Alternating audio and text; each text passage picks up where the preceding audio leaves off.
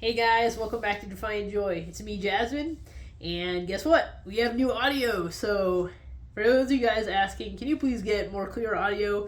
Please comment below and tell me if this is better. And for you guys that have been loyal to the channel, it's a newer channel, and yes, apparently bad audio so far. Thank you guys for your loyalty, and let me know if it's improved. I also meant to tell you guys as well, if you want to follow more updates about what I go through as far as medically or with my service dog, or I also have a service dog in training as I'm a dog trainer. You can see the process that I go through for that. So if you're more interested in that, you can find me on Facebook as Jasmine Barker, and you'll see me and my service dog in the profile picture there, my German Shepherd.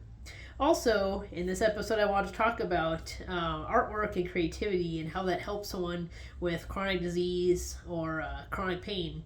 And you can see my artwork specifically under the artist name Good Shepherd Designs. So that is also attached to my Facebook there.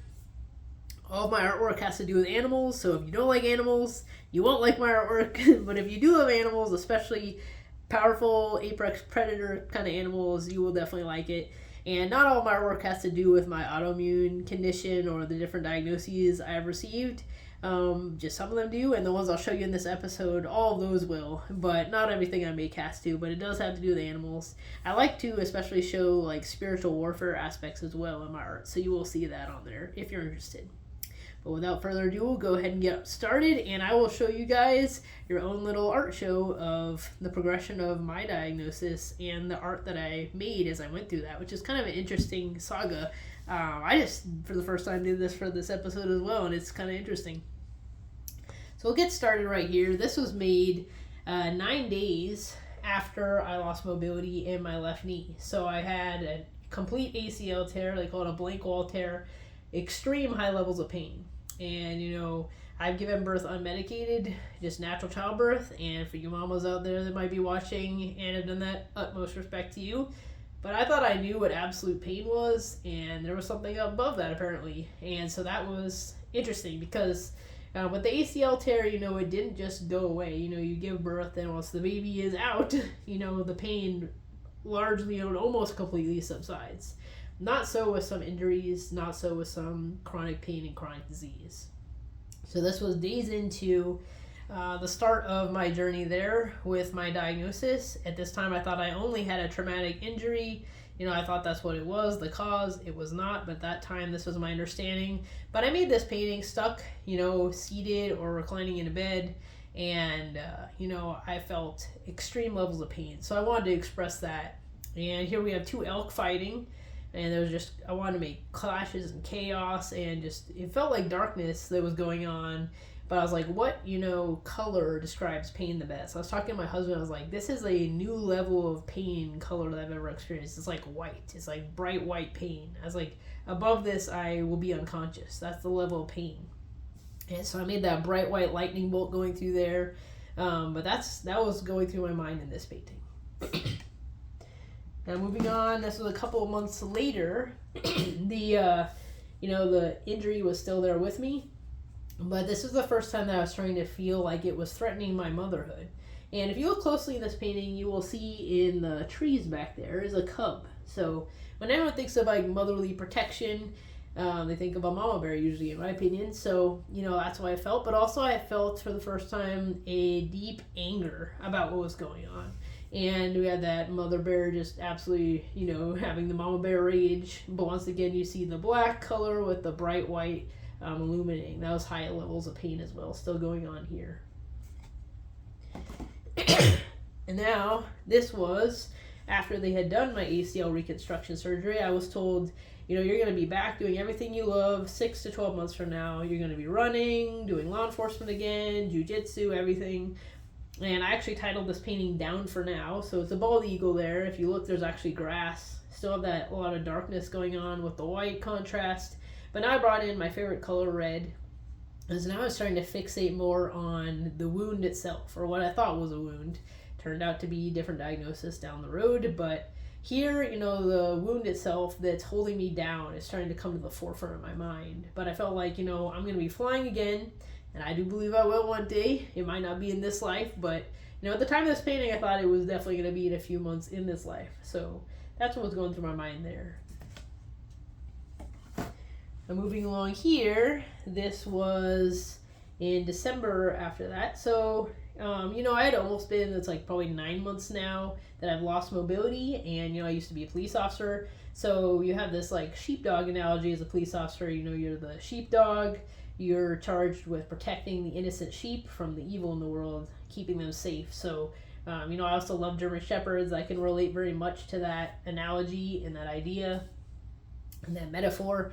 But now, once again, that injury that's holding me back from the things I love is at the forefront of my mind. So I have the sheepdog here, but there's a injury that's just glaringly, in the way. And I'm starting to feel still very angry about that. So you'll see the big X over the eye that, represents that injury that's just always in my face. So that's what was going through my mind there. Excuse me one second while I get a drink. Wish you guys to be able to understand me. Okay, so now moving forward to April of 2025, this is now past the point where I should be getting most mobility back. Jogging is what they told me, and I was not. And I just come back from Mayo Clinic, and that's what they told me. You have a very serious autoimmune disease, and we're not sure what it is. It's kind of mimicking lupus right now, but it looks like it's evolving into something much worse and much more serious. So when I learned what an autoimmune disease was, because really I had never thought about it before or, learned much about it. I've heard of lupus vaguely, but that was like, didn't know that much about it. But, once again, I wanted to draw fierce animals. So the animal here on the bottom, that tiger, the orange tiger, actually represents me.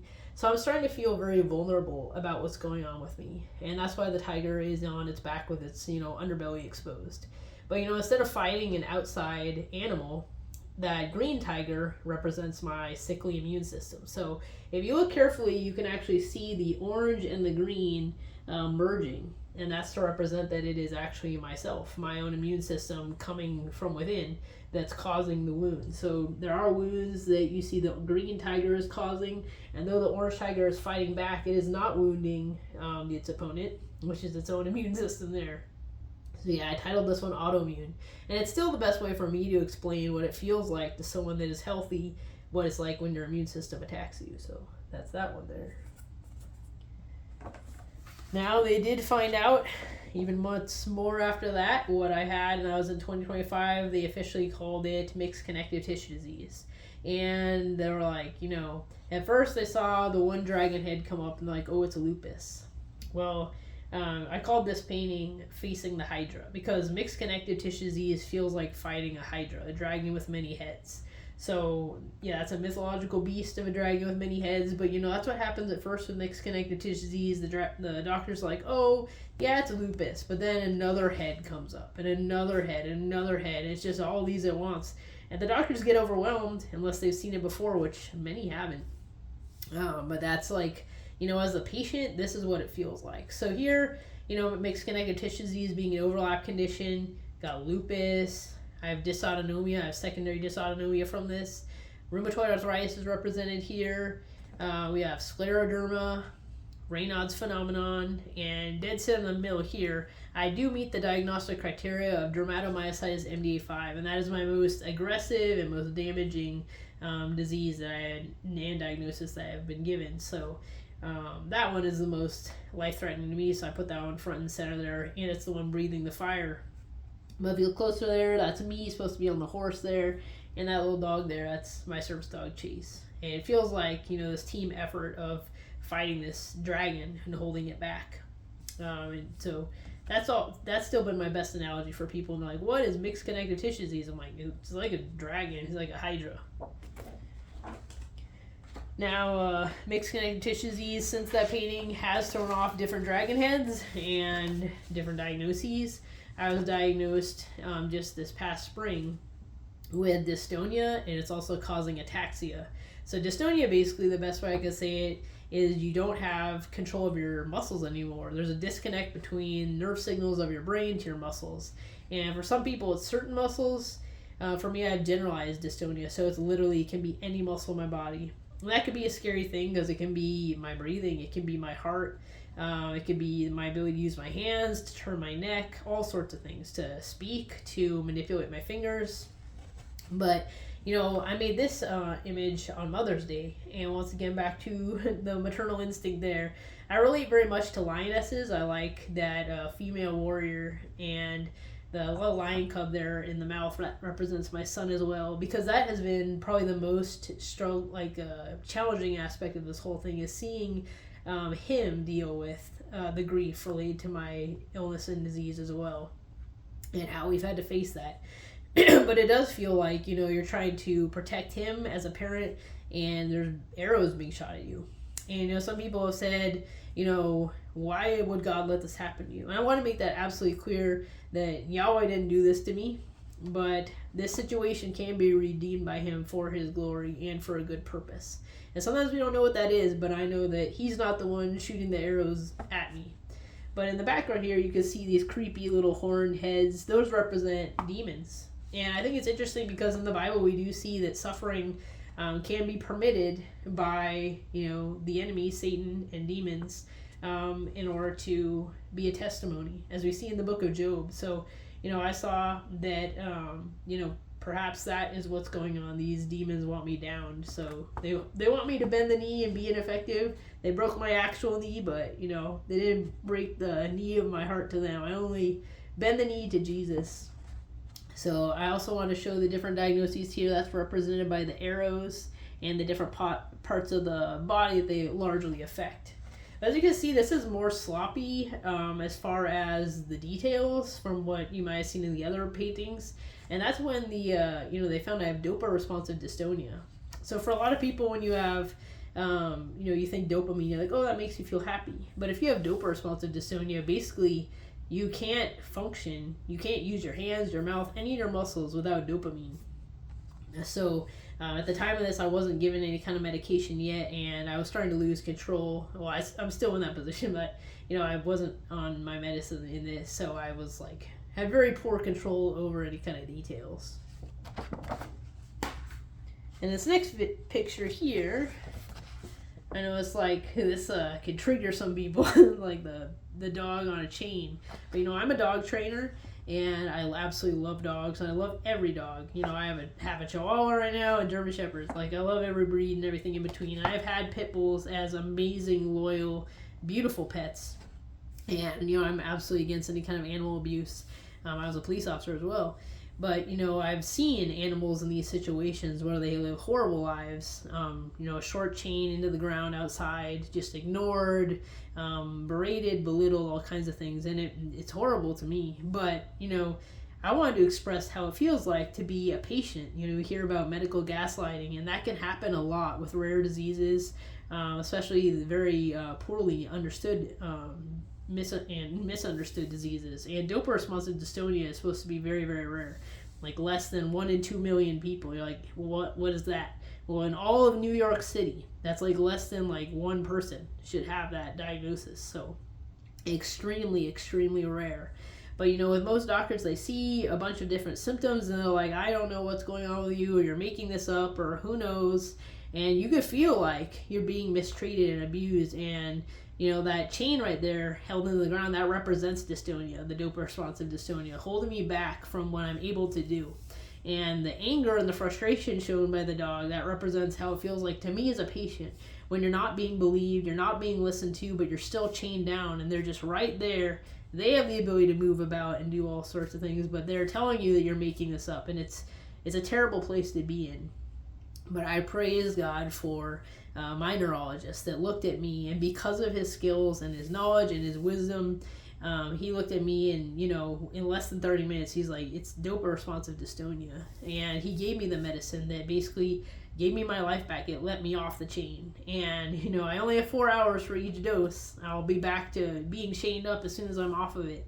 I have to stay on the schedule with that medicine, but to be understood by somebody and listened to, especially a doctor as a patient, it's such a gift. And so I made this to express what that feels like when you're not listened to, but I'm forever grateful for my doctor that did.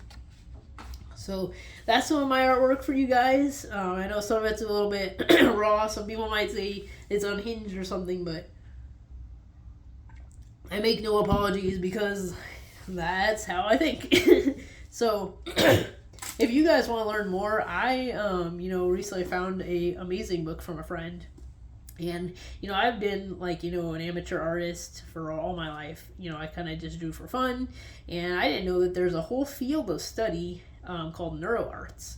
I thought, art is just kind of something you do as a hobby, your pastime, to do something fun and distract yourself. And as much as I love art, that's kind of what I've always been taught and thought about it. I found this amazing book called Your Brain on Art. So it's by Susan Mag-Sassman, I think you say your name, and Ivy Ross. And highly recommend it. I'm in the middle of it right now. But if you want to see how art can actually help you process what different experiences you have, it's a bunch of scientific research done about it, and it's amazing because I'm very scientifically minded. I love biology and dinosaurs, so I'm like, don't tell me any kind of goofy stuff. I want to see actual studies, and there is a lot, so that's quite amazing. And I definitely recommend, if you're more interested in how creativity helps us process various things, including chronic pain or chronic illness, definitely recommend that. But also, no book comes more highly recommended than the Bible. So we'll see our verse of the day. That is 1 Peter 4:10. Each one should use whatever gift he has received to serve others, faithfully administering God's grace in its various forms. So I want to encourage you guys that you use your gifts, and you might say, well, I'm not any good at art. There are so many types of art. We are made in God's image, and creativity is part of that image. He is the creator, and there's so many ways to express creativity. So maybe you like cooking, maybe you like music, maybe you like writing, speaking, sculpting, crocheting, gardening. There's so many ways that you can express creativity. So don't think there's a right way and a wrong way. And don't think I'm not any good at it. You can just color crayons as an adult, or color pencils at 10 minutes a day and just get that practice in there. But I want to encourage you guys that, even if you don't want to show anything you make to anyone else, understand that, you're more able to be giving and to serve others if you've processed what's going on inside of you. So maybe you don't want to have your art just out there, for people to see, but taking that time for yourself to process what's going on, because sometimes you can't put words on it. And that's why it's so amazing.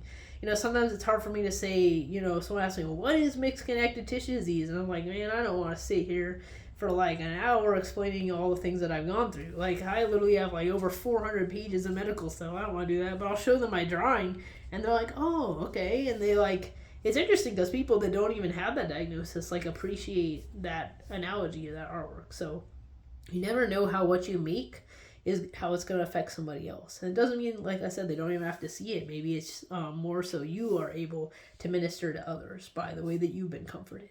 So I'll pray for us now. Yahweh, just thank you so much for the way that you've made us like you in your image, specifically about creativity. Father, you're the creator, and you have made so many amazing things, including us. And we're fearfully and wonderfully made. You've made us so carefully and intricately, including the gifts that you've given us. I just pray for courage for those of us, for all of us watching, Father, whatever gifts we have. You say whatever gifts to administer grace in its various forms. There's so many forms that you've made us to express. You love diversity. You love all these different colors and flavors that are out there.